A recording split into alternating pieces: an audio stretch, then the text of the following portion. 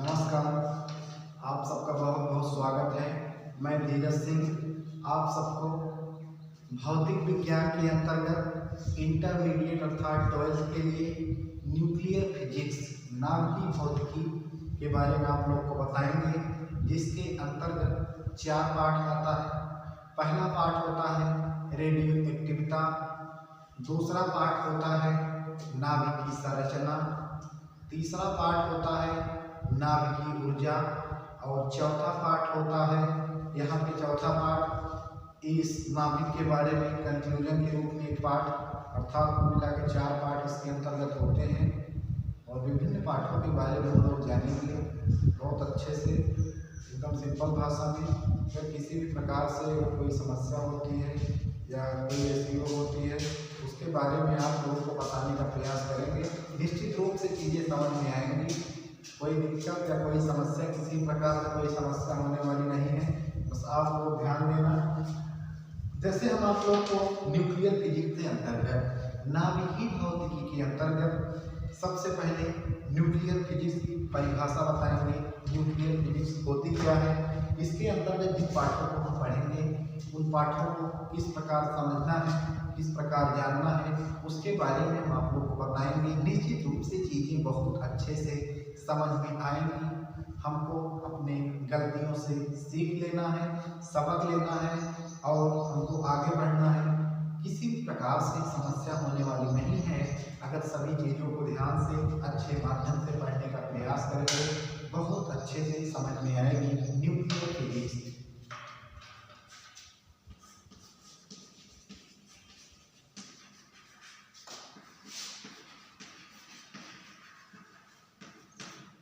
जिसे नाभिकीय भौतिकी कहा जाता है, जिसे नाभिकीय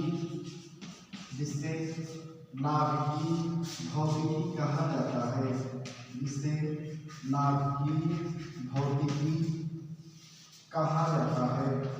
यह बोर्ड परीक्षा जिसे नाभिकीय भौतिकी कहा जाता है, सबसे पहले इसकी परिभाषा जानते हैं। यह बोर्ड परीक्षा की दृष्टि से बहुत महत्वपूर्ण चैप्टर है, बहुत इम्पोर्टेंट चैप्टर है। जानने का प्रयास करेंगे, समझने का प्रयास करेंगे तो चीज़ें बहुत अच्छे से समझ में आएंगी। किसी प्रकार से समस्या नहीं होगी। भौतिक विज्ञान की वह शाखा, सुनिएगा, भौतिक विज्ञान की वह शाखा जिसके अंतर्गत विभिन्न प्रकार के ऐसे हम जो नाभिकीय क्षेत्र के बारे में, परमाणु के बारे में या विभिन्न प्रकार की प्रकृति में होने वाली नाभिक संबंधी घटनाओं के बारे में अध्ययन करते हैं, उसके बारे में जानकारी प्राप्त करते हैं। सामान्य रूप से व्यवस्थाओं के बारे में जानते हैं उस क्षेत्र के, तथा नाभिक के क्षेत्र में, परमाणु के क्षेत्र में, प्राकृतिक क्षेत्र में जो इन सब घटनाओं के बारे में मानव द्वारा निर्माण किया जाता है, चीज़ों को निर्माण किया जाता है, प्रस्तुत किया जाता है, उसके बारे में प्रयोग किया जाता है, जिसे हम नाभिकीय भौतिकी कहा जाता है।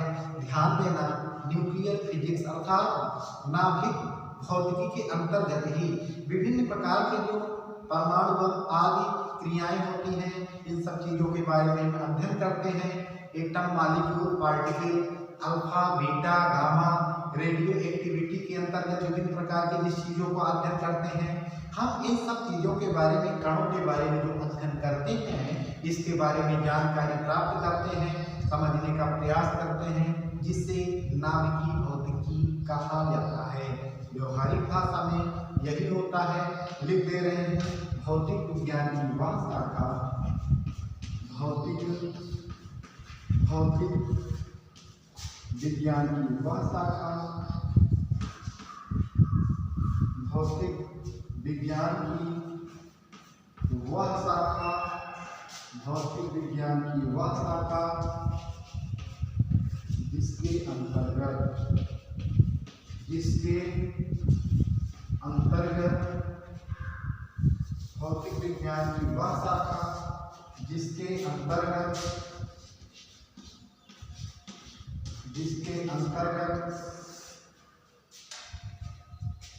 समस्त पदार्थ या समस्त प्रकार के जिसके अंतर्गत समस्त प्रकार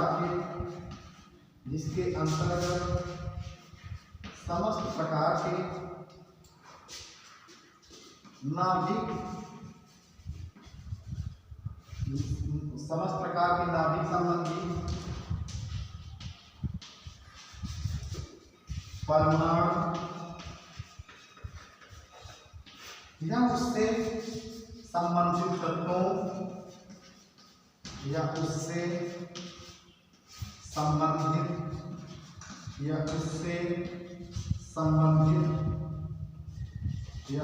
संबंधित तत्वों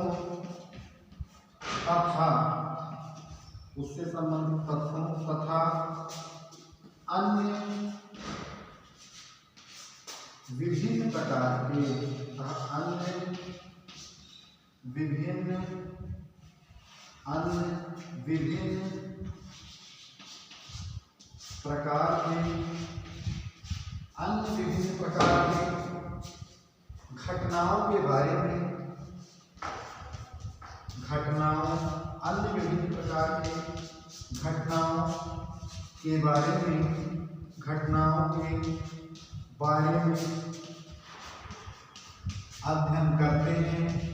घटनाओं के बारे में अध्ययन करते हैं। घटनाओं के बारे में अध्ययन करते हैं या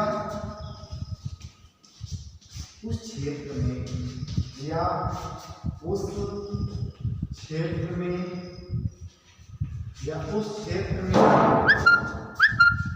सामान्य प्रकार के प्रयोग करते हैं। सामान्य प्रकार के प्रयोग करते हैं।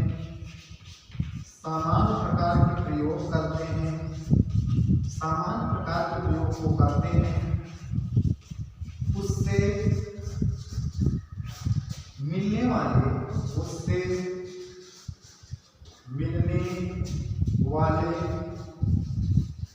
मिलने वाले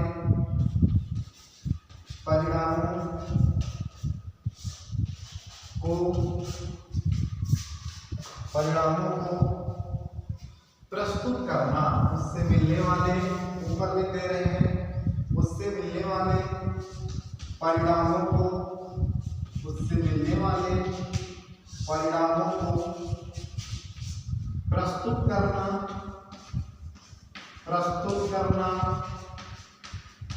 तथा प्राकृतिक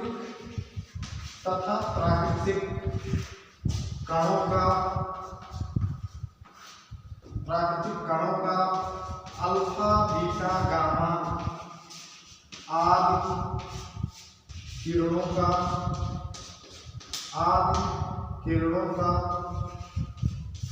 हम सामान्य प्रकार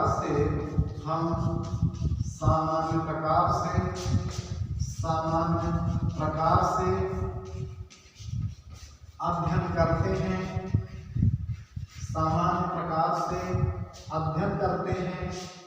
अध्ययन करते हैं। जिसे नाभिकीय भौतिकी कहा जाता है। अध्ययन करते हैं जिसे नाभिकीय भौतिकी कहा जाता है। जिसे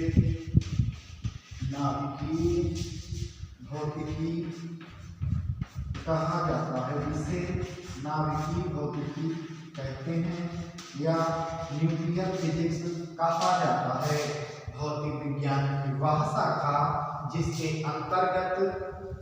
अंतर्गत समस्त प्रकार के नाभिक संबंधी परमाणु, उससे संबंधित तत्वों तथा अन्य विभिन्न प्रकार के घटनाओं के बारे में अध्ययन करते हैं। हम उस क्षेत्र में सामान्य प्रकार के प्रयोग करते हैं। उससे मिलने वाले परिणामों का हम सामान्य प्रकार से अध्ययन करते हैं, जिसे नाभिकीय भौतिकी कहा जाता है। परिणामों को प्रस्तुत करना, प्राकृतिक कणों अल्फा बीटा आदि के बारे में जानकारी प्राप्त करना, इन सब क्षेत्रों के बारे में, समस्त प्रकार के घटनाओं के बारे में जानना, हम आप लोग बहुत सारे प्रकृति में होने वाली इसका परिचय बता रहे हैं, ध्यान देना।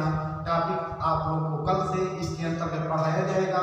अगर पाठ का बेसिक चीजें, पाठ में होने वाली जो बेसिक चीजें होती हैं, अगर बेसिक चीजों के बारे में जानकारी रहेगी नहीं, चीजें समझ में नहीं आएंगी। अगर बेसिक चीजों के बारे में जानते रहेंगे, बेसिक चीजों के बारे में अगर समझते रहेंगे, निश्चित रूप से प्रत्येक चीजें समझ में आती हैं।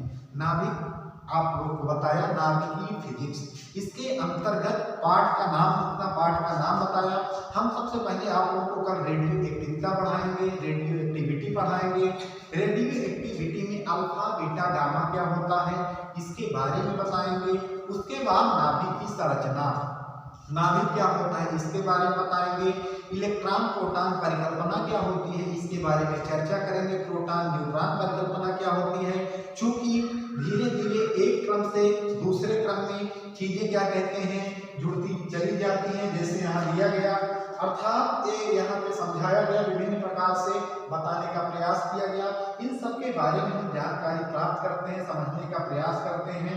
अर्थात जैसे हम आप लोगों को इस पाठ के अंतर्गत सबसे पहले रेडियो एक्टिविटी पढ़ेंगे, रेडियो एक्टिविटी के बारे में जानेंगे, समझेंगे। जैसे रेडियो एक्टिविटी क्या होती है आप लोग शुरू से पढ़ते चले आ रहे हैं। रेडियो एक्टिविटी जो होती है एक स्थिर परमाणु होता है, जो रेडियो एक्टिविटी होती है एक लिख दे नहीं, आप लोग कहेंगे कि ऐसे बोल दिए, कम से कम जानकारी रहेगी, अगर लिख दे रहे हैं समझ में अच्छे से आ जाएगा। रेडियो एक्टिविटी क्या होती है, सबसे पहले इसको आप लोग ज्ञान गए होंगे, परिचय में कुल मिला के इतना ही था। देखिए रेडियो एक्टिविटी एक अस्थिर परमाणु के नाभिक, रेडियो एक्टिविटी परमाणु, रेडियो एक्टिविटी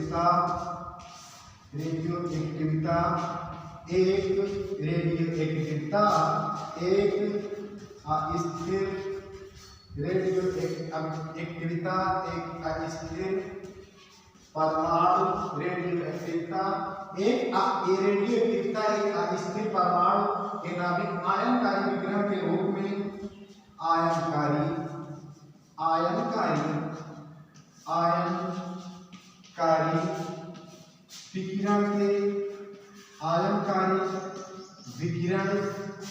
आयनकारी विकिरण के रूप में आयनकारी विकिरण के रूप में रेडियो एक्टिविटी एक स्थिर परमाणु के आयनकारी विकिरण के रूप में ऊर्जा क्या कहते हैं, ऊर्जा को उत्सर्जित करते हैं, अर्थात ऊर्जा फेंकते हैं या ऊर्जा उत्सर्जित करते हैं, अर्थात लिख सकते हैं आयनकारी के रूप में ऊर्जा को फेंकते हैं,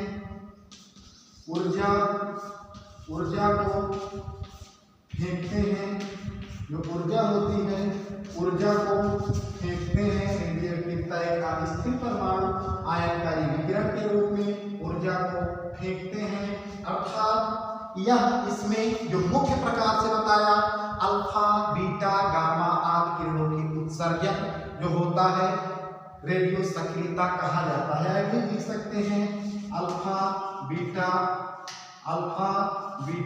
गामा आदि, अल्फा बीटा गामा आदि किरणों का उत्सर्जन जिससे रेडियो सक्रियता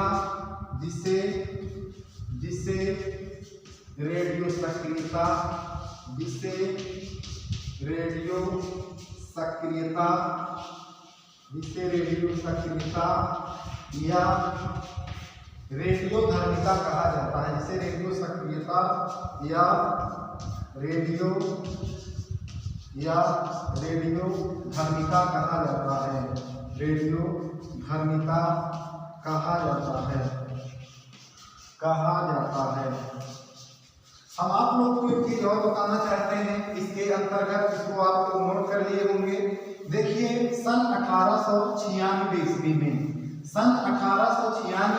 में फ्रांस के कुछ लोग फ्रांस मानते हैं, कुछ जर्मनी मानते हैं, एनसीईआरटी के माध्यम से फ्रांस बताया गया है। सन 1896 ईस्वी में फ्रांस के महान रसायन शास्त्री हेनरी बेकुरल ने सन 1896 ईस्वी में फ्रांस के महान रसायन शास्त्री ने इसके बारे में बहुत विद्वत तरीके से व्याख्या की थी, इसके बारे में बहुत अच्छी तरीके से बताया था, जिसके माध्यम से हम सामान्य चीजों के बारे में जानते हैं, समझते हैं। अर्थात 1896 ईस्वी में इन्होंने अल्फा बीटा गामा आदि कणों के बारे में बताया, कैसे क्या होता है, किस तरह इनका उत्सर्जन होता है और शोषण होता है। जैसे एक होता है प्राकृतिक रेडियोएक्टिविटी, एक होता है प्राकृतिक और एक होता है मानवीय जो कण होते हैं, कणों के बारे में। अर्थात प्राकृतिक का मतलब होता है, जैसे हमने आप लोगों को पढ़ाया बताया भी था पिछले कक्षाओं में, इलेक्ट्रॉन प्रोटॉन न्यूट्रॉन के बारे में बताया था। इलेक्ट्रॉन प्राकृतिक था, प्रोटॉन और न्यूट्रॉन वह कृत्रिम तरीके से बनाया गया था। इलेक्ट्रॉन जैसे अल्फा बीटा के बारे में पढ़े, इसके संयोग से गामा का निर्माण होता है। हम इसको प्राकृतिक नहीं कह सकते हैं, हम इसको क्या कहते हैं, कृत्रिम मान सकते हैं। इसलिए मानते हैं क्योंकि मानते इसलिए हैं क्योंकि होने वाली विभिन्न प्रकार की घटनाओं के बारे में जो मनुष्य निर्माण करता है उसके संयोग से जो मनुष्य निर्माण करता है उसको हम मानवीकृत कहते हैं, जिसे प्रकृति में पहले से ही मौजूद था, जिसके बारे में पता था नहीं, उसके बारे में अगर जानकारी प्राप्त करना हो, अगर उसके बारे में समझना हो, उस क्षेत्र के बारे में जानना हो, उस प्रक्रिया के दौरान वहां पर क्या व्यवस्था बनती है, क्योंकि वह प्रकृति में तो पहले से ही मौजूद था, उसको उस माध्यम से क्रिया कराई गई, उसके बारे में जाना गया, समझा गया, उस पे प्रयोग किए गए। जो प्रयोग था वह प्रयोग सफल रहा और जो मानवीकृत तो होता है उस मानव द्वारा निर्मित किया जाता है। इसीलिए जो प्राकृतिक रूप से जिसके बारे में जानकारी मिली उसे इन्होंने बताया कि यह प्राकृतिक रेडियो सक्रियता होगी, और जो मानवीकृत तरीके से यह मानवीकृत अर्थात यह मानवीकृत रेडियो सक्रियता होगी। अर्थात यहाँ पे मेन चीज फोकस ये है कि दोनों चीजों के बारे में, दोनों क्षेत्र के बारे में सामान्य तरीके से अध्ययन करना, उस क्षेत्र के बारे में जानना अत्यंत महत्वपूर्ण होता है। अगर क्या कहते हैं, अगर वैज्ञानिक हेनरी बेकुरल सन 1896 ईस्वी में इसके बारे में सोचा कि इसके पहले भी बहुत सारे वैज्ञानिक आए, इलेक्ट्रॉन की खोज हुई नहीं थी, न इलेक्ट्रॉन की खोज हुई थी, न प्रोटॉन की खोज हुई थी, न न्यूट्रॉन की खोज हुई थी, केवल एक व्यवस्था बनने वाली थी। जैसे हमने वहां पे आप लोगों को क्लासिफिकेशन ऑफ एलिमेंट्स बताया था कि अर्थात पीछे की क्षेत्र में जानकारी थी नहीं, धीरे धीरे प्रयोग होते गए, धीरे धीरे प्रयोग होते गए, अर्थात एक सीरियल क्रम से। अब यहाँ पे जैसे 1896 ईस्वी में अल्फा बीटा गामा आदि के बारे में प्रयोग किए, इस तरह से उसके बाद जाके 1898 ईस्वी में इलेक्ट्रॉन की खोज हुई, फिर 1912 ईस्वी, 1919 ईस्वी में प्रोटॉन की, 1932 ईस्वी में न्यूट्रॉन की। तो क्या हुआ, एक व्यवस्था बनती चली गई, एक क्रम से दूसरा क्रम बनता चला गया, एक क्रम से दूसरा क्रम जुड़ता चला गया, जिससे किसी भी प्रकार से अव्यवस्था ना हो, जिससे किसी भी प्रकार से बाधाएं ना आए, क्योंकि पता होता है नहीं क्या कि प्रयोग में क्या परिणाम आएगा, ये तो पता नहीं रहता। प्रयोग सफल होने के बाद ही पता चलता है चीजें क्या कैसी होती हैं। हम आप लोग को नाभिकीय भौतिकी के बारे में बताए, आप लोग इसको अच्छे से समझे होंगे। इसके बाद रेडियो सक्रियता के बारे में बताया या रेडियो धारिता के बारे में बताया, किस प्रकार इसकी खोज हुई इसके बारे में बताया। यह न्यूक्लियर फिजिक्स के अंतर्गत पढ़ रहे हैं। कल हम आप लोगों को विस्तार से रेडियो एक्टिविटी पढ़ाएंगे, उसके बाद उसके अगले टॉपिक में नाभिकीय संरचना बताएंगे, उसके अगले टॉपिक में नाभिकीय ऊर्जा बताएंगे, नाभिकीय बल के बारे में चर्चा करेंगे। ये 4 चैप्टर बहुत अच्छे से समझना। 18 से 20 नंबर भौतिक विज्ञान द्वितीय प्रश्न पत्र के अंतर्गत आता है। बोर्ड परीक्षा में लगभग 18 से 20 नंबर यह पूछा जाता है। किसी भी प्रकार से अगर कोई समस्या होती है, समस्या नहीं होगी, समस्या होने का कोई प्रश्न नहीं है, क्योंकि बेसिक तरीके से अगर छोटी छोटी चीजों से अगर समझाया जाएगा, एक कॉन्सेप्ट विज्ञान की तरह अगर विज्ञान को समझोगे, भौतिक विज्ञान अगर पढ़ रहे हो तो उसको समझो, ये कॉन्सेप्ट कितने छोटे से शुरू हो रहा है, एकदम छोटे से शुरू हो रहा है और ऊपर तक जा रहा है, अर्थात हो क्या रहा है कि व्यवस्थाएं जो हैं वो धीरे धीरे एक छोटे से क्रम में अर्थात बढ़ती गई। उसी तरह हम भी थोड़ी चीजों को जानते हैं, समझते हैं या समझने का प्रयास करते हैं। निश्चित रूप